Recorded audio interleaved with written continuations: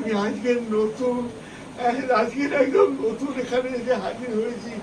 আমার অনিল আমার পাশে নমিতা দিদি আমাকে বারবার বলে যে দাদা আপনি চলুন, আপনি চলুন, আপনি চলুন। গায়ত্রীদিও সেদিন আমাকে বলে এলেন যে আপনি আসুন। আমি আজকে ওদের কথা না, আমি ঈশ্বরের কথা শুনেছি। ঈশ্বর আমার কাছে থেকে আমাকে আমি যে পুরোপুরি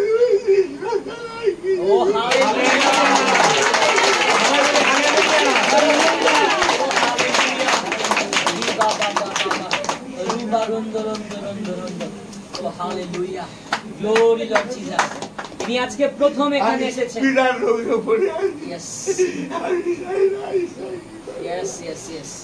তিনি প্রভু স্পর্শকে লাভ করেছেন। প্রভু আপনাকে আরো আমার শরীর আরো কেমন হয়ে গেল। ঈশ্বর যেন আমাকে একদম স্পর্শ করলো। আমেন। ধন্যবাদ।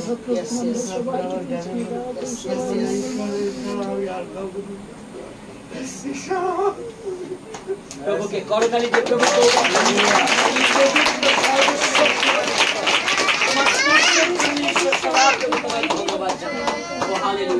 আর যদি অন্য কেউ সাক্ষ্য দিতে চায় আমরা এগিয়ে আসতে পারি।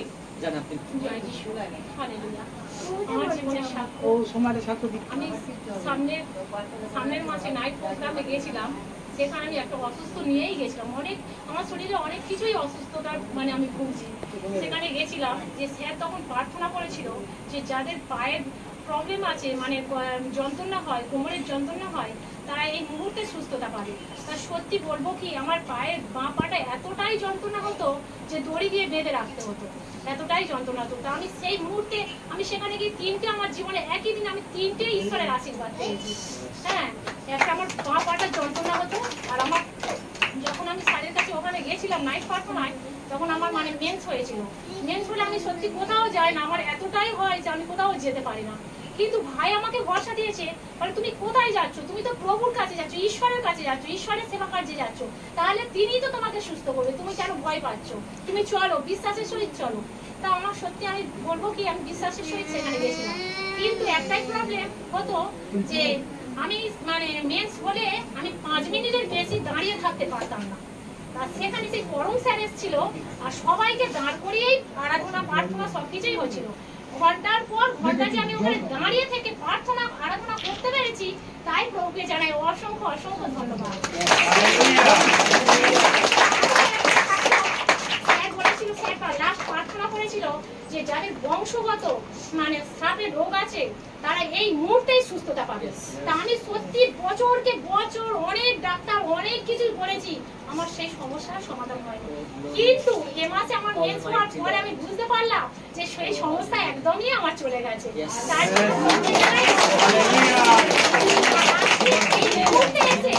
আজকে এই মুহূর্তে এসে একটাই সমস্যার মধ্যে ছিলাম, আমার পেছনের জায়গাটা এত অস্বস্তি হতো, যন্ত্রণা ভাব হতো, জ্বালা হতো, কিন্তু আজ এই মুহূর্তে প্রার্থনা করার পর সেটাও আমি পুরোপুরি সুস্থ হয়ে গেছি।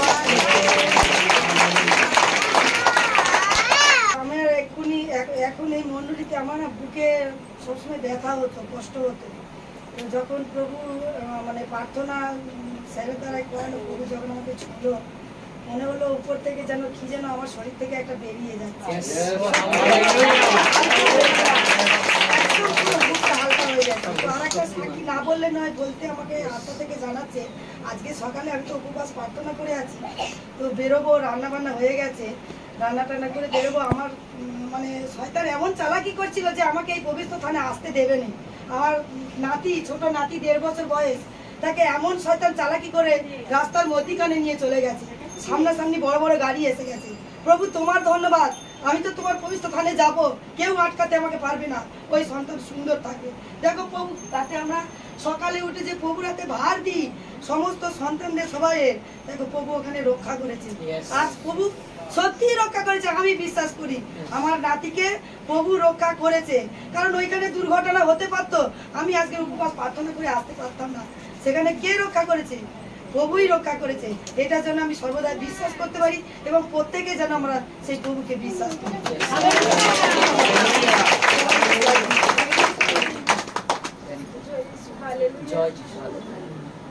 আমি এখানে আসার আগে আমার মনের মধ্যে যে কতটা কষ্ট নিয়ে এসেছিলাম বলে বোঝাতে পারবো না। আমার সত্যি খুব খুব কষ্টে আছি আমি। মানে শারীরিক কষ্ট হচ্ছে আমার জন্য, মানসিক কষ্টে আমি খুব কষ্টে আছি। তো প্রভুর দাদার প্রার্থনা এবং প্রভুর প্রার্থনা করে আমার মনটা সত্যি প্রার্থনাতে আমার মনটা হালকাও হয়ে গেছে এবং আমি খুব ভালো আছি এই মুহূর্তে। আর আসার আগের মুহূর্তে আমার একটু ঘাড়ে ব্যথা করছিল, কিন্তু এখন এই মুহূর্তে আমার কোনো কোথাও ব্যথা নেই। Yes, oh glory Lord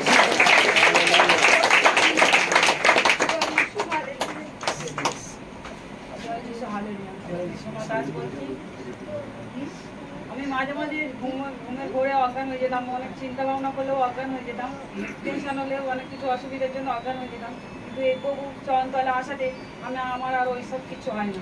তার জন্য প্রভুকে জানাই আমার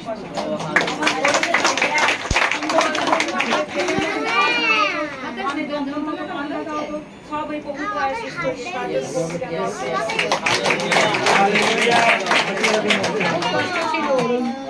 সমস্যা কখন অজ্ঞান হয়ে থাকবে, মানে আমি ওর জন্য অন্য জায়গায় যেতেই পারি না। বসে বসে দেবো সাপ দিচ্ছি। Oh hallelujah.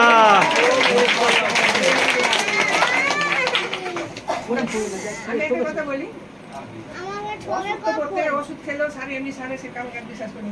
ও যে একটা মানুষকে এত পরিবর্তন করে দিতে পারে সেটা আমার স্বপ্নে আসে না। আমার স্বামী কোনোদিন চাকরি করেছে, কোনোদিন তীর্থস্থানে যায় না, কোনো ঠাকুর দেবতা মানে না, কোনো জায়গায় যায় না। তারাপীঠ থেকে আরম্ভ করে কি বলে যেখানে যায় সবাই বেড়াতে, কোনো জায়গায় না, কোনো এখন মন্দির সব ত্যাগ করে দিয়েছে, যে এখন যিশুকে পাগল হয়ে গেছে।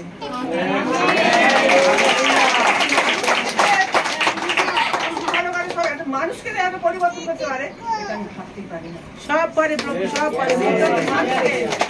এখন তীর্থস্থান হচ্ছে কি জানো, কল্যাণপুর হচ্ছে তার তীর্থস্থান। সেখানে যাবে, সেখানে আসবে, সেখানে করবে। ওই হচ্ছে আমার স্বামী। চলে এসো, সামনে এসো,